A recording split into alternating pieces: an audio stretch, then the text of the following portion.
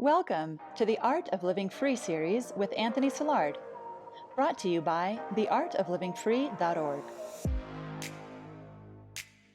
Today we continue to explore why COVID-19 is the second social distancing threat to our way of life in 13 years, Part 2 with Dr. Anthony Silard. Hi, I'm Anthony Silard and welcome to the Art of Living Free. Today we're going to explore why COVID-19 has been the second social distancing threat to our way of life in the last 13 years. The first social distancing threat to our way of life, which emerged in 2007, was the smartphone. So a recent study of thousands of students across the United States found that their levels of anxiety in the last 6 years before the pandemic increased from 17% to 31%. Well, guess what? That's old information. In August 2020, according to a CDC survey, the average levels of anxiety of an American adult have increased 3 times over what they were in August 2019. So anxiety is peaking. Okay, we are in a new age of anxiety. And why is that? Well, I can come up with a number of reasons for that, and I do. Okay, so let's look at the dimensions of our lives, like health. Well, there's an infectious virus out there. That sounds to me like a reason to experience anxiety. And by the way, why would that or these other reasons cause anxiety? Because anxiety is a negative existential emotion without an object. It's an emotion where we don't understand why we're feeling it, but we feel there's a threat to our identities and our lives, and that's what causes anxiety. So it could be an immediate threat, like okay, I've experienced this. I remember once in a small town in Colombia where this huge spider with like red pincers. I was watching a video that I had connected to this little TV, and I'm watching this video by myself in this little cabin. And so this huge spider comes running across the floor, and I'm like, oh my gosh, what do I do? So I jump up on the chair, and that spider, like, of course, goes under this table, and then under the sofa. And I'm like taking that place apart because I'm like, I'm not going to sleep in the room, which is just like 5 feet away until I find that spider, right, and get it out of here. So anxiety is often this emotion that we experience, similar to fear, but fear often has a more palpable object. Like fear is often like, okay, there, the spider, you feel fear. So I felt fear when that spider came running across the floor or scurrying across the floor, right? But then when I couldn't find it, I felt anxiety. I wasn't feeling like fear, like it's going to jump out and like attack me. I felt anxiety, like I don't want to go to sleep with this unknown threat somewhere in my vicinity. And that's how anxiety emerges, because we feel we sense there's a threat to our identity that we've cultivated over a lifetime, or to our life. And so to our identity, it could be that we fear losing a job that we really associate with who we are.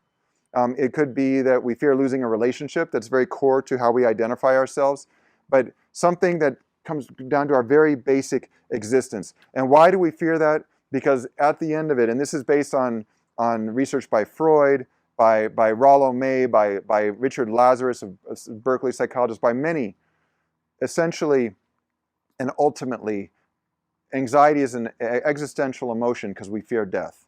And what is it about death that so brings so much fright and horror and dread to us? It's the idea of disconnection. It's that we're going to be disconnected from the people we love and care about. We're going to be deathly and utterly alone. That is our ultimate fear. And so how do we reduce anxiety then? It's logical. How do we reduce anxiety? It's by making connections with the people around us, so we don't feel that we have that ultimate separation from the people we care about. And the more isolated we become, and we go online, again, as I write about in my book Screened In, we go about seeking social connection here to reduce our anxiety. We end up with social information, which does not reduce it, actually increases it. Because again, it's like, oh, everybody's doing better than I am on Facebook and so forth, right? But that social connection, that heart connection, the genuine heart connection we make. That's why, have you ever experienced like you're feeling really anxious and you don't know what it's all about, but you go for a long walk with a friend, or just you go to lunch, or you have a long talk with someone you really care about, and you just feel happy as a clam after that. You're just like, you know what? It's all just seeped out of me, all that anxiety, and you feel content, right? It's because of that connection. Because basically, our lives are this juxtaposition of connection and separation, connection and disconnection.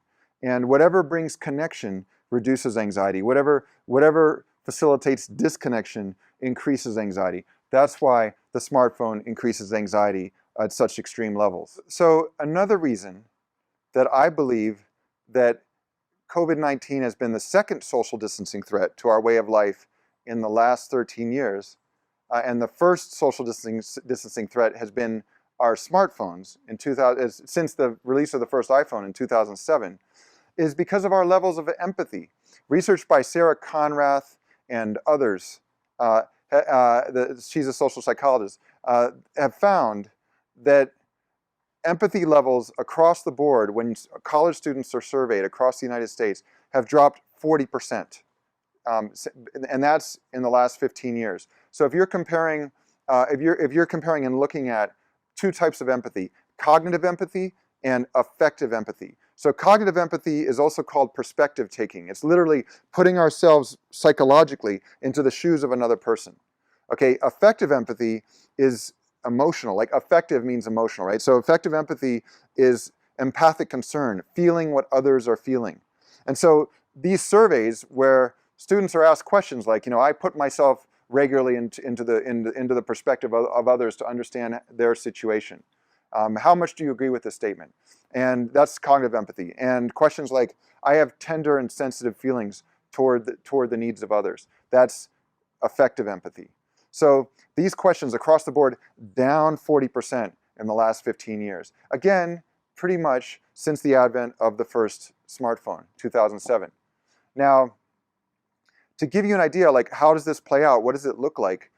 Think about like a 12-year-old girl who comes home from school and she sits on the sofa, and her brother comes in and sits down, and she starts to share with him about, this kind of really bad situation happened today at school. She felt bullied.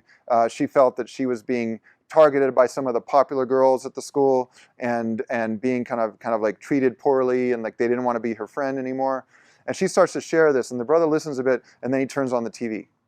So that sense of rejection, when something was really important to her to share, and for someone to be empathetic and listen, because her brother now has turned on the TV, or maybe he just listened for a moment and then got on his phone.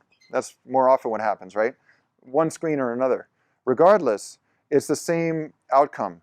She feels that she wanted to express authentically what mattered to her, and there was no one there to listen.